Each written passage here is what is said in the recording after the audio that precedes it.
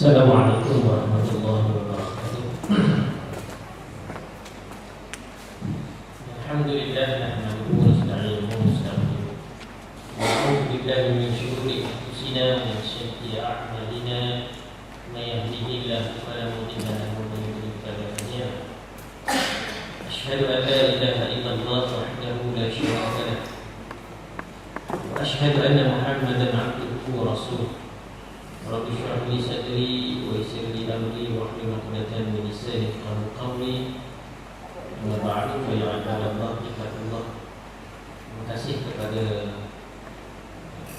pengurusi majlis Muslim Cik Abdul Hamid. Seterusnya kepada tuan-tuan muslimin muslimat yang dirahmati Allah sekalian, alhamdulillah kita mendapatkan setinggi-tinggi kesyukuran kepada Allah Subhanahu wa taala. Kerana dengan limpah kurnia serta keinginannya pada pagi yang penuh dengan keberkatan di pagi Jumaat yang dianugerahkan oleh Allah sebagai sayyidul ayyam, menghulu kepada segala hari, kita masih lagi berusaha untuk mencari sedikit lagi keredaan Allah Subhanahu wa taala sampai kita menunaikan kewajipan tanggungjawab kita, pengabdian kita dalam ibadat-ibadat yang khusus. Kita berkesempatan untuk menyambut seruan yang Allah sebut wadzakir fa inna dzikra tanfa'ul mu'minin. Kita ingat, mengingati, kita nasihat, menasihati merupakan amalan yang sangat bermanfaat di kalangan orang-orang yang beriman. Maka kita ambil peluang ini untuk kita memperingati dalam erti kata kita muhasabah diri kita. Sementara kita masih lagi diberikan oleh Allah peluang berada di dunia yang sementara. Kita banyak melalui alam-alam sementara ini, bermula dengan alam di Lauh Mahfuz yang Allah kumpulkan segala makhluk. Kemudian bila kita secara fitrahnya manusia dilahirkan, maknanya Allah meletakkan kita di alam dunia pun sementara juga.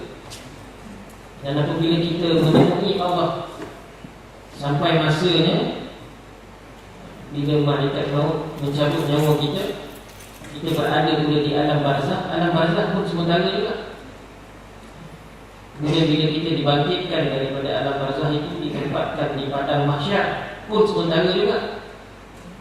Dikumpulkan seluruh manusia dan dihitung segala amalan, dihisap segala amalan sehinggalah selesai. Kemudian barulah Allah akan masukkan kita ke tempat yang kekal abadi, sama ada ditempatkan ke dalam syurga ataupun neraka. Maka sudah tentulah kehidupan kekal yang kita cari-cari, yang kita harapkan ialah kekal di dalam syurga Allah Subhanahu wa taala. Maka dengan sebab itu setiap alam sementara yang kita lalui, kita kena buat persediaan. Khususnya di alam dunia ini, kita buat persediaan untuk kita menuju kepada alam yang kekal abadi. Dan di alam barzakh pun kita kena ada juga persediaan. Tapi bukan dah masuk tu kita terus nak buat persediaan.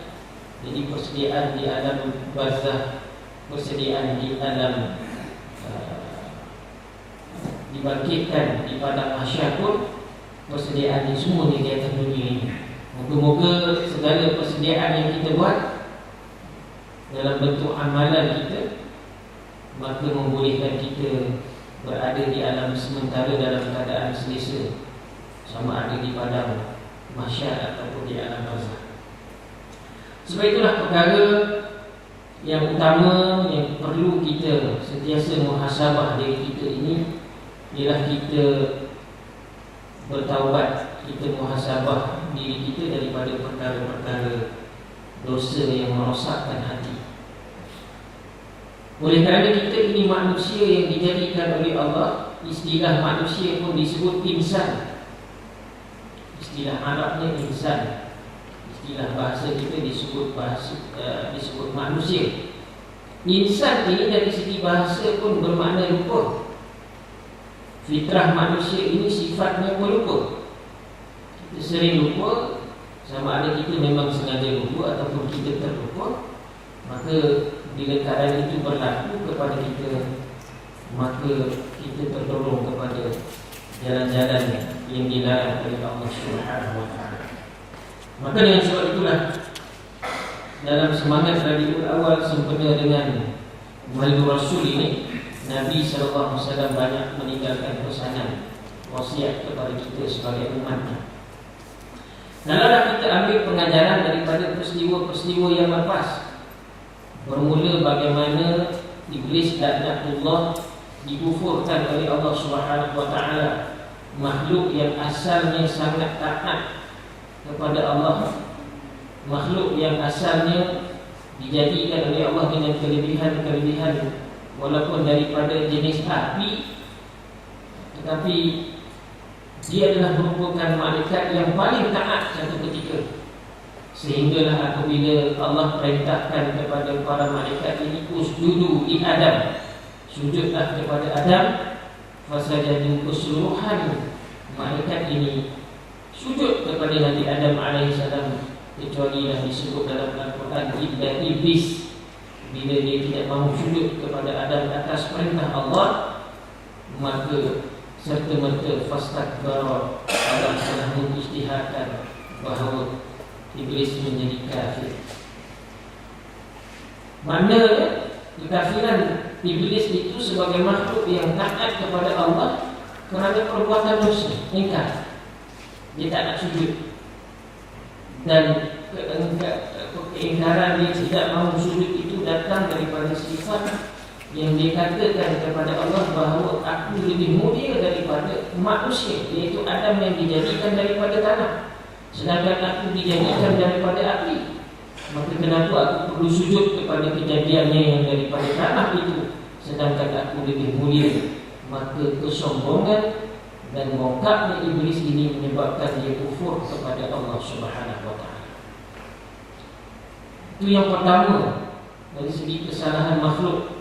Maka dengan sebab itulah kita sebagai manusia biasa ini mengambil pengajaran ataupun kita muhasabah bahawa apakah kita terlepas daripada unsur-unsur sifat bongkak dan takabur ini, sehingga boleh mendatangkan kerosakan dalam hati kita, kekufuran seperti mana berlaku kepada Iblis.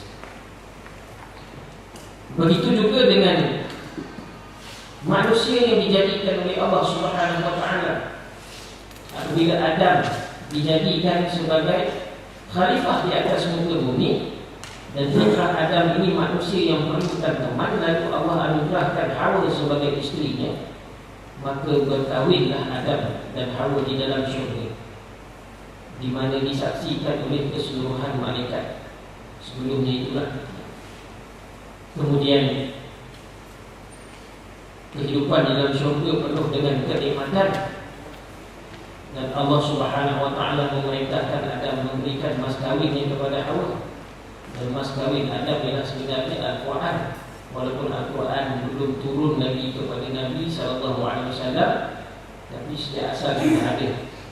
Lalu Allah perintahkan Adam beri mas kawin, iaitu berbentuk Al-Quran kepada Hawa. Sehinggalah Allah memberikan panduan-panduan kepada Nabi Adam dan perkara yang dilarang. Di antaranya Allah sebut kepada mereka supaya jangan makan buah yang dilarang oleh Allah Subhanahu wa taala.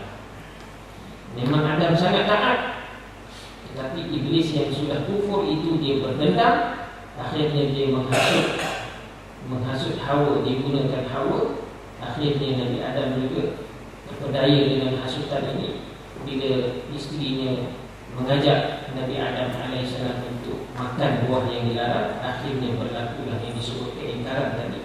Lalu Allah berikan balasan kepada Nabi Adam AS, campakkan ke atas dunia ini. Maknanya ada unsur keingkaran, kesan daripada dosa itu, maka Allah berikan balasan.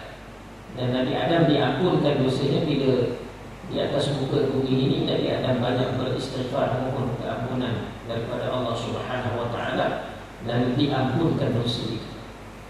Begitu juga kita lihat umat yang kemudiannya, umat pada zaman Nabi Nuh alaihi salam.